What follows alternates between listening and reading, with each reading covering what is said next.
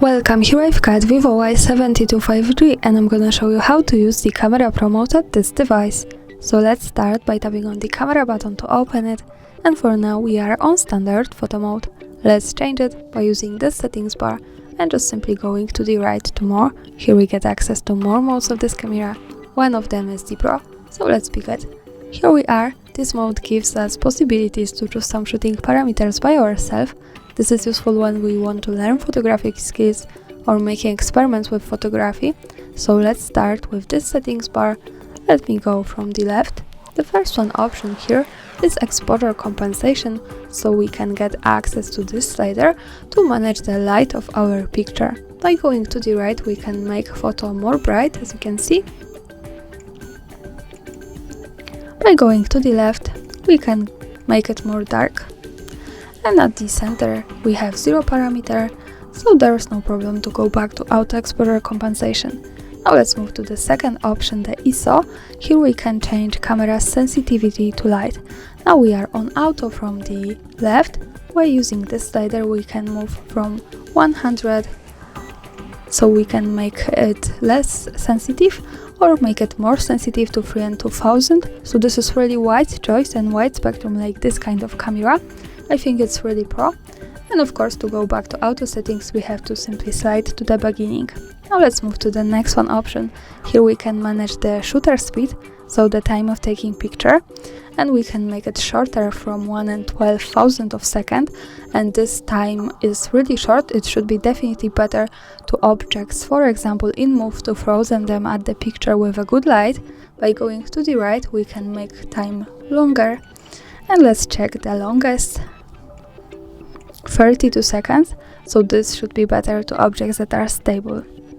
And of course, to go back to auto shutter speed we have to simply slide to the left to the beginning of this slider. And the next one option here is white balance. So here we can manage the temperature of our picture, and we can pick the light we have in the area where we take a photo. So the first one here is tungsten light, then incandescent light, sunny light, cloudy, sunset, overcast, and when we go to the end of the slider to the right, we get access to manual slider that allow us to control white balance in Kelvin degrees. So as you can see, this is kind of balance between cold and warm tones of our photo, and you can adjust it manually as you need here. And of course, to go back to auto settings, with that we have to slide to the beginning to the left. And the next one option here is the focusing. Now we are on AF from autofocus, and when we use the slider we can change it to MF, manual one, and manually adjust it as we need, or just go back to auto from the left. And I want to show you also that when we adjust all of these parameters manually, there's no problem to go back to auto settings in the other way, so we don't have to separately move on this settings. To auto we can tap to the last one button on this settings bar, and all of this goes to the auto, so we can start using this from the beginning. And now let's move up to this button at the center. I want to show you that here by just one tap we can turn on and off the camera leveler, and when we have it turned on we have this line at the center of the preview. This is useful when we want to be sure that we hold our device steady when we need to take straight picture. When we have orange line, it shows us that we hold it straight. And also now let's tap to the right corner button to open the advanced camera settings. Most of them is also in standard picture mode on this camera, but in the Pro we have access to 2 extra things. So let's slide a little bit down and pick professional functions now.